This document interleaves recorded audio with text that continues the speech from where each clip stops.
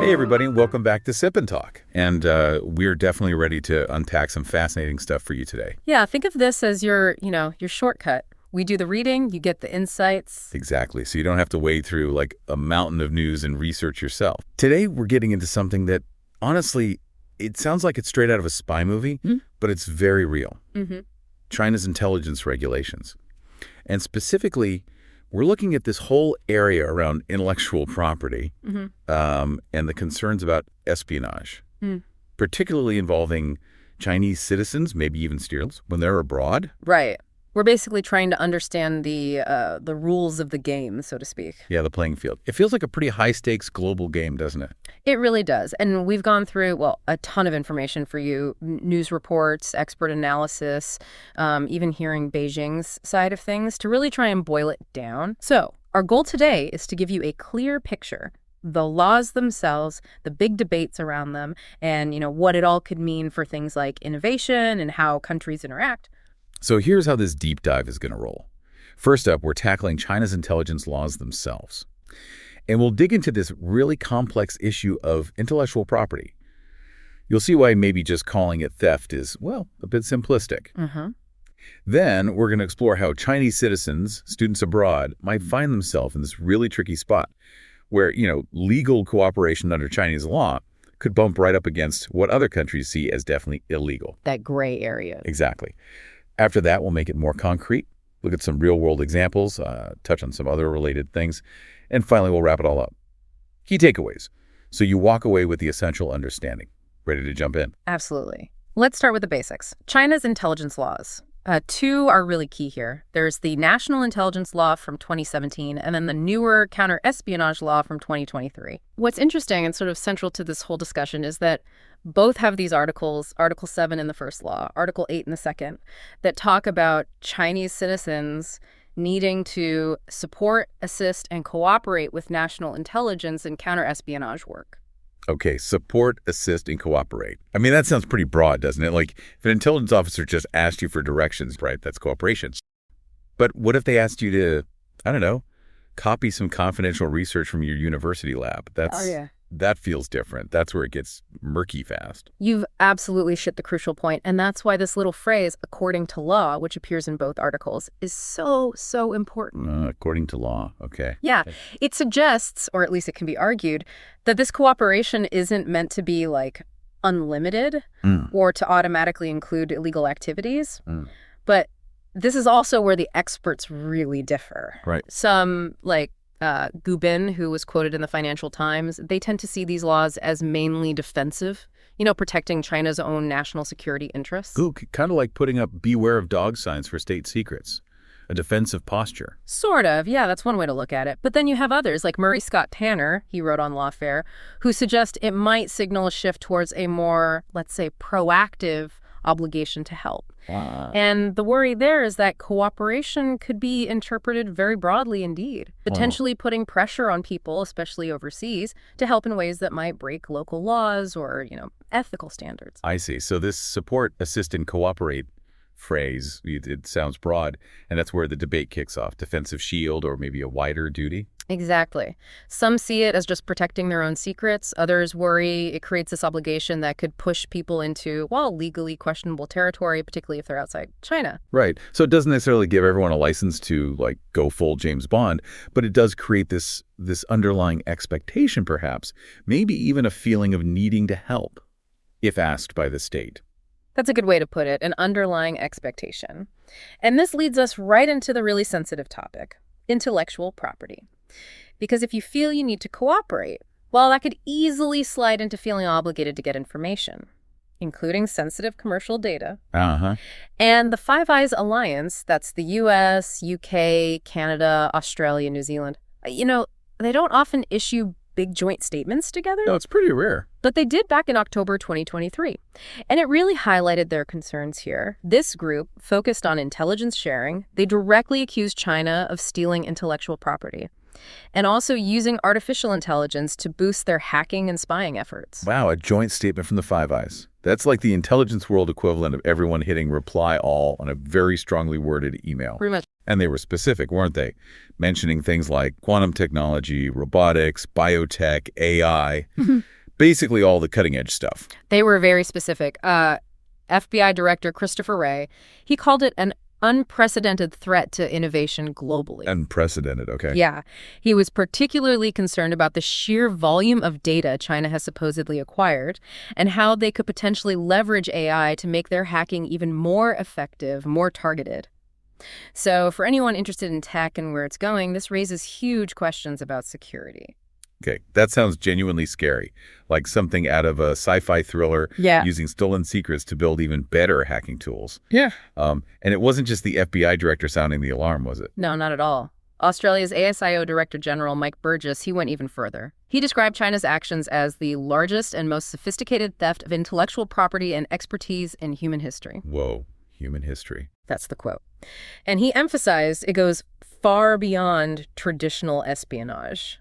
His point was, look, this isn't just about grabbing government secrets anymore. It's about systematically gaining a business and technological edge. Right. It's like they're not just trying to peek at your notes during the test. They're trying to steal your entire textbook, your research paper, and maybe the teacher's answer key, too. That's a decent analogy, yeah. So, faced with these pretty heavy accusations, what was China's response? Did they just deny it? Pretty much, yes. Unsurprisingly, they rejected them flat out. Lu Pengyu, the spokesperson for the Chinese embassy in the U.S., told Reuters that China is committed to protecting IP rights and called these accusations unfounded and just smears. Right. Well, nobody ever admits to it publicly, do they? But the accusations from the other side, from multiple pretty credible sources, seem serious and consistent. They are serious. And the U.S. Trade Representative Office, the USTR, they even tried to put a number on it. They estimated that the U.S. loses somewhere between, get this, $225 billion and $600 billion every year because of China's alleged IP theft. 225 to 600 billion. That's an astronomical range. But even the low end is just massive. It's huge. So if you're following the economy, those numbers really underscore the potential scale of the impact here. Wow. Yeah, that's like the entire GDP of some countries just gone. And it's not just the U.S. worried about this, is it? I think I remember reading about Germany and Japan having similar concerns. That's absolutely right. Germany has reported cases, like Arthur Fisher's company, famous for wall plugs, right? Yeah. Simple things. They found their products were being copied and sold right there in Germany. Even wall plugs. Yeah. And there was another case involving an engineer from the chemical giant Lanxess. He was accused of stealing trade secrets, allegedly to help build a similar chemical plant back in China. So it's not just super high-tech secrets like AI or quantum computing. Even established manufacturing processes, basic product designs. Nothing seems off limits if these accounts are accurate. Really shows how broad this issue might be. Exactly. Now, I imagine China has its own narrative here beyond just denials. They do. There was an article on the CCP News website, for instance, that paints a very different picture. It presents China as a, quote, protector and creator of intellectual property. It talks about all the work China's done on its own IP laws, enforcement, their massive investment in R&D. The article specifically denies any kind of forced technology transfer, and it even tries to flip the script a bit, pointing to what they see as, let's say, double standards or inconsistencies in the U.S.'s own history with IP protection. Interesting. So from their perspective, they're innovating, they're protecting IP, and maybe other countries are just feeling the heat of legitimate competition. It's definitely a story with multiple conflicting sides. Very much so. Okay, so we've looked at the laws, the controversies, the accusations. Now let's get into that really tricky part we mentioned. How this might actually play out for individual Chinese citizens, maybe especially students, when they're living or studying abroad. Yeah, this is where it gets incredibly complex, personally and legally. And those lines between legal and illegal can become extremely blurred. So imagine that Chinese student, again, studying in the U.S., stealing research data. Clearly illegal under U.S. law, no question. But if that student feels some kind of obligation, maybe stemming from those Chinese intelligence laws we talked about, that duty to support and assist, what factors might influence their decision? What goes through their mind? It really does sound like being caught between a rock and a hard place. Or maybe between two entirely different legal universes with competing demands. I can imagine all sorts of personal motivations kicking in. Like what? Well, patriotism, maybe. Yeah. A genuine desire to help their home country advance. Sure, that could be powerful.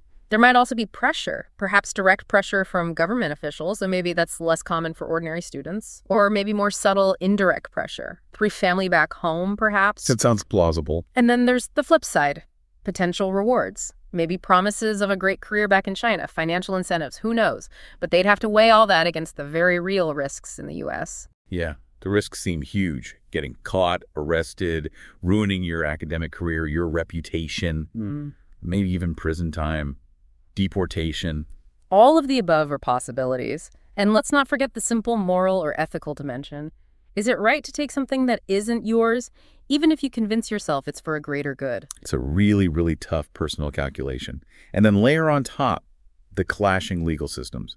We talked about China's laws, but what specific U.S. laws might apply if a student did, say, start downloading sensitive research they weren't supposed to? Okay, so in the U.S., several federal laws could kick in. There's the Economic Espionage Act that's specifically about stealing trade secrets to benefit a foreign government or entity, pretty direct. Right. Then there's the broader Theft of Trade Secrets Act, and also the Computer Fraud and Abuse Act, the CFAA, which covers unauthorized access to computer systems to get information. And the penalties. They can be really severe. We're talking potentially long prison sentences, hefty fines, and almost certainly deportation for non-citizens. Plus, we can't completely ignore the history of the FBI's China initiative. While it was officially ended and faced a lot of criticism for potential profiling, Yeah, very controversial. it definitely signaled a period of intense scrutiny in this area, which probably hasn't entirely disappeared. Right. That initiative definitely put a chill on things for a lot of researchers. Okay, so that's the U.S. side. On the Chinese side, we keep circling back to Article 7 and Article 8. But, as we said, that, according to law, phrase seems key. It doesn't explicitly command anyone to, go forth and steal secrets. No, it absolutely doesn't. And it's really important to remember China as a state generally avoids publicly acknowledging or endorsing illegal activities carried out by its citizens in other countries. Doing so would cause huge diplomatic headaches. Yeah, that makes sense. So, while there might be perhaps a subtle encouragement or an expectation to assist if asked, it's very unlikely to be a direct, explicit order from Beijing saying, go break U.S. law, especially not for the average student. Okay.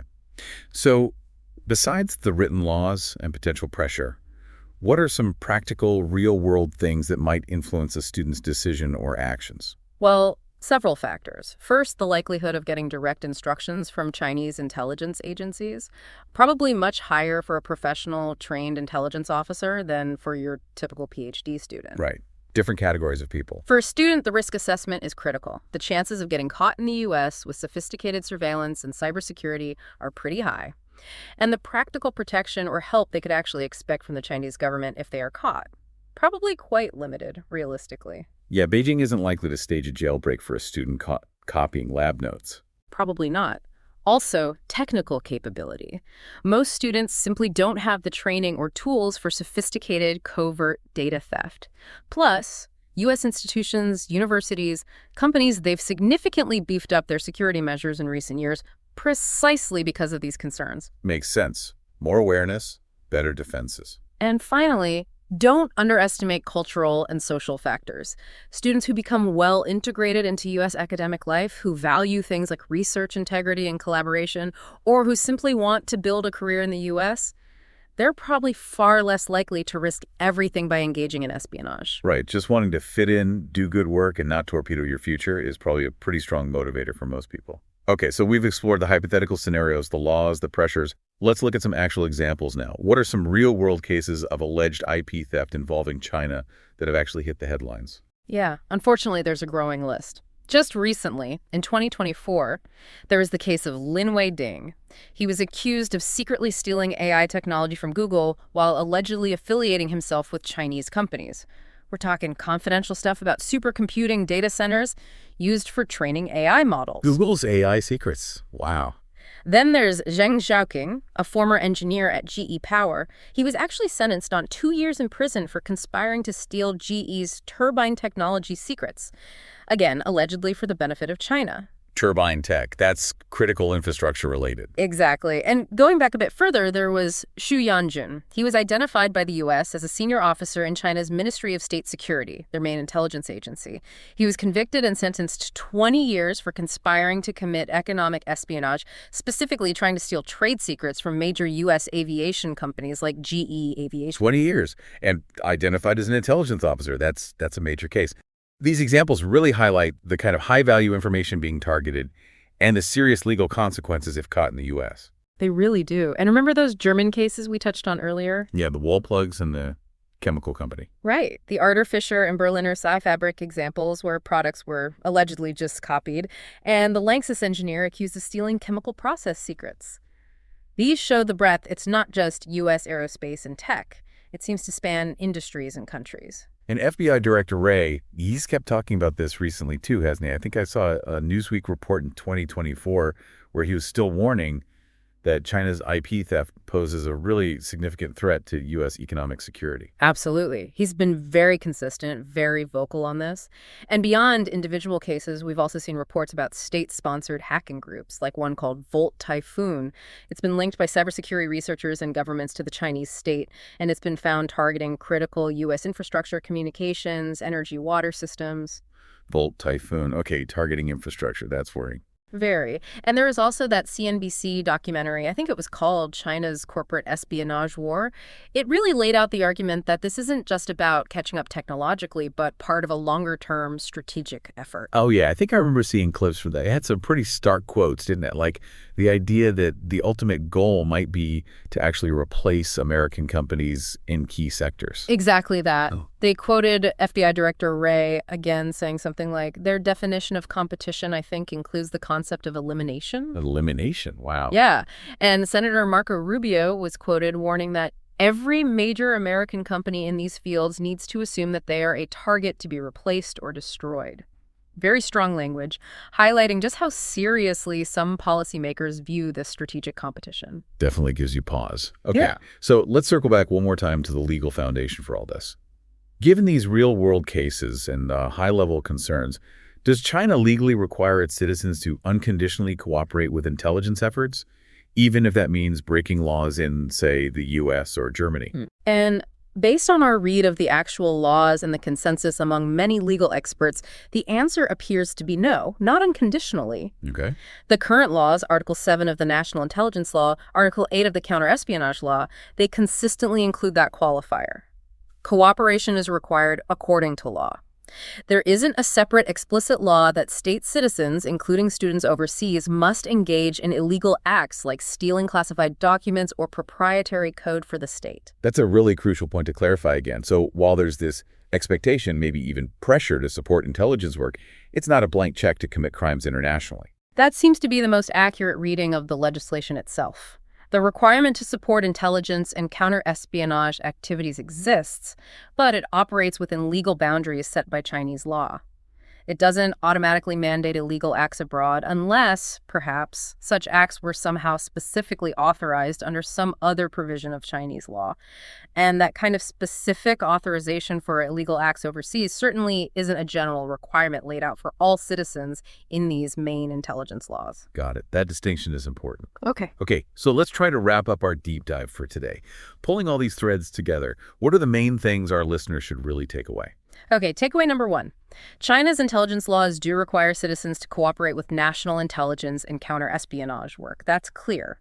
But crucially, this obligation includes the qualifier according to law, meaning it likely has legal limits, although the exact extent of those limits is heavily debated. Right. It's not quite the simple, everyone's a potential spy on command narrative that sometimes gets thrown around. Exactly. Second takeaway. The Five Eyes Alliance and other major economies like Germany and Japan have expressed very serious, persistent concerns about what they allege is widespread intellectual property theft by China. They generally view it not as random acts, but as a sophisticated strategic effort to gain an economic and technological advantage. And the potential financial cost they cite is enormous. Huge. Third takeaway. For individual Chinese citizens, especially students living abroad, navigating the space between potentially legal cooperation expected by China and activities considered illegal in their host country can be incredibly complex and blurry. Personal decisions in that gray zone are likely influenced by a mix of patriotism, pressure, perceived risks versus rewards, and maybe, though often unproven, occasional nudges or directives from state actors. Sounds like an extremely difficult and stressful position to be in. It certainly could be. Fourth, those real-world examples we discussed, from Google's AI tech to GE's turbines to aviation secrets, they demonstrate that these concerns aren't just theoretical. There appear to be ongoing, targeted efforts to acquire sensitive information, and these efforts have resulted in significant arrests and convictions in countries like the U.S. The cases make it concrete. And finally, takeaway number 5. Despite the broad language in China's intelligence laws about cooperation, there doesn't appear to be a clear, explicit legal mandate forcing ordinary citizens to unconditionally cooperate or to specifically undertake illegal acts like stealing documents overseas. While interpretations vary, that, according to law, qualifier remains a significant, potentially limiting factor in the text of the laws themselves. Okay, that's a great summary. So maybe the final thought to leave everyone with is this. Consider the wider implications. When you have these fundamentally different interpretations of law, national interest, and individual obligation, what does that mean for international research collaboration, for securing innovation in a globally connected world? And what are the responsibilities of individuals caught navigating this complex landscape? What does cooperating truly mean when the rulebook seems so different depending on where you stand? Yeah, what does it mean to cooperate in that context? Definitely some serious food for thought there. A lot to mull over. Well, that's all the time we have for this deep dive. Thanks so much for walking us through that complex topic. My pleasure. And thanks to all of you for tuning in. We'll catch you next time.